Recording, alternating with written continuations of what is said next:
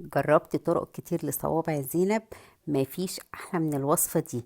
جربت وصفات كتير قبل كده، اللي تطلع ناشفة واللي تطلع طرية واللي تفكي في الزيت، بس مفيش احلى من الوصفة دي. كملي معايا الفيديو بقى علشان تشوفي احلى واجمل وصفة لصوابع زينب. بس قبل ما نبدأ يا ريت نعمل لايك للفيديو عشان يوصل لاكبر عدد من المتابعين. اول حاجة هنعمل الشربات بتاعنا. معايا هنا كوبايتين من السكر، بنفس الكوباية هحط كوباية من المية،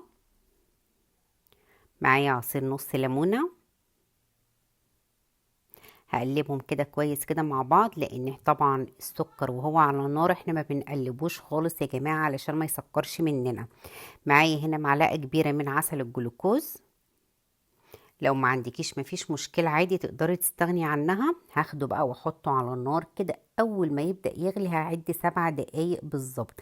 عايزة اقول لكم ان انا ما بحطش فيه معلقة وهو على النار. لو حسيت ان السكر متكتل تحت زي ما انتوا شفتوا كده، بهز بس الحلة كده. هنا كده خلاص بعد 7 دقايق بالظبط هبدأ انزل عليه بورقة من الفانيليا واطفي النار واركنه بقى على جنب، اسيبه يبرد تماما. تعالوا بقى نعمل العجينة بتاعتنا. معايا 150 جرام دقيق، دي متعدد الاستخدامات تكوني انت بتستخدميه، انا مستخدمة الاصيل. ومعايا 70 جرام من دقيق السمولينا اللي هو بسميد البسبوسة، بتجيبيه من عند العطار اللي ما بيكونش عليه اي اضافات خالص. ومعايا 15 جرام من النشا، وربع معلقة صغيرة من الخميرة. ما تبالغيش في الخميرة خالص وهقولك ليه. ومعايا كمان معلقة صغيرة من السكر، ورشة بسيطة خالص من الملح. معايا هنا 40 جرام من السمنة السايحة، بس يفضل طبعا ان هي مش يفضل، المفروض اصلا ما تبقاش سخنة علشان ما تموتش معانا الخميرة.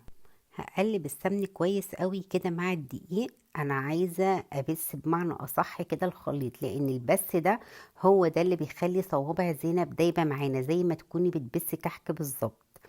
دي اول حاجة. تاني حاجة عايزة اقول لكم ليه ما بنبالغش في الخميرة. لو بالغت في الخميرة بتفرش منك في الزيت وبتفتح منك.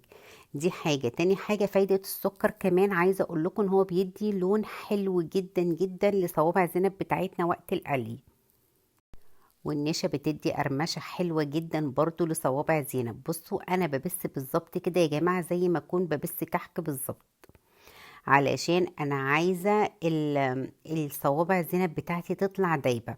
تعرفي ازاي ان الخليط بقى كويس؟ تاخدي كده شوية كده في ايدك كده، وبعد كده تضغطي عليهم، اول ما تلاقيها فرطت في ايدك يبقى كده تمام.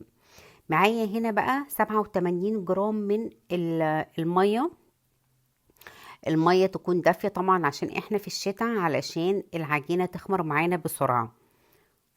لو حسيت ان هي محتاجة معلقة معلقتين حط لها، مفيش مشكلة. هركنها كده على جنب لمدة 10 دقايق مش اكتر من كده. صوابع زينب يا جماعة ما بتخمرش ما بتخمرش، خدوا بالكم من النقطة دي. لو سبتيها خمرت هتفرش معاكي جدا جدا. هنا كده خلاص بعد 10 دقايق هبدأ اجيب الميزان بتاعي. انا عايزة كل واحدة تكون حوالي 12 جرام. ما عندكيش ميزان مفيش مشكلة خالص.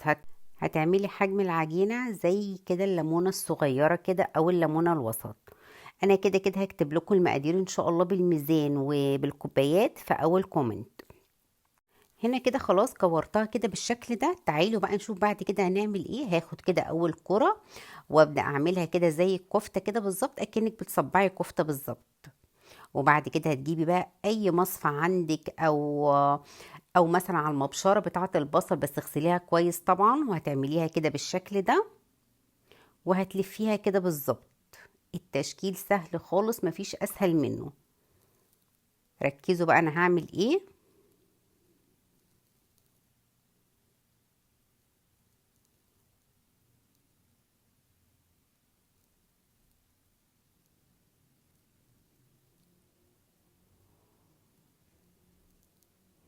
هنا كده خلاص شكلتها كده بالشكل ده. تعالوا بقى الاهم نقطة بقى، القلي. لو عملت كل الخطوات مظبوطة والقلي مش مظبوط هتبوظ منك. اول حاجة لازم الزيت يكون سخن كده في الاول. هبدأ انزل كده بالعجين بتاعي. اول ما تبدأ تلاقيها فرشت شوية كده ونفشت شوية هتهدي بقى النار خالص. تهدي بقى كده على الزيت في الوقت ده، وما تلاقيها اتشمعت كده تبدأي تقلبي فيها بقى يمين وشمال علشان كلها تاخد لون مع بعض. هنا كده خلاص بدأت تاخد لون كده، هبدأ اعلي عليها حاجة بسيطة جدا برضو. خدوا بالكم ان صوابع زينب ما تطلعهاش بيضة، لازم تطلعيها حمرة شوية علشان تديكي القرمشة. بصوا ده اللون المظبوط بالظبط، عشان تبقى مقرمشة من بره وتبقى دايبة معاكي من جوه ومستوية كويس قوي. هطلعها طبعا على مصفى واسيبها تتصفى. هنا بقى الشربات بتاعنا بعد ما برد تماما تماما، ما ينفعش طبعا نستخدمه سخن. هبدأ انزل كده بصوابع زينب بتاعتي،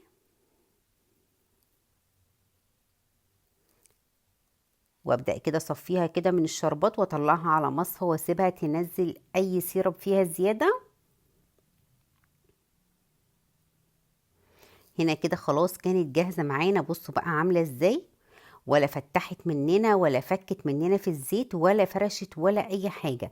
عايزة اقول لكم بقى دايبة من جوه دوبان غير طبيعي، وفي نفس الوقت مقرمشة من بره، وطعمها حلو جدا جدا جدا. انا عايزاكم تجربوها بالطريقه دي، وانا واثقه ومتاكده ان هي تعجبكم. وشيروا الفيديو عندكم عشان يوصل لاكبر عدد من المتابعين، وعشان تحفظوه عندكم ان شاء الله لشهر رمضان. واستنوني بفيديو جديد ووصفه جديده ان شاء الله.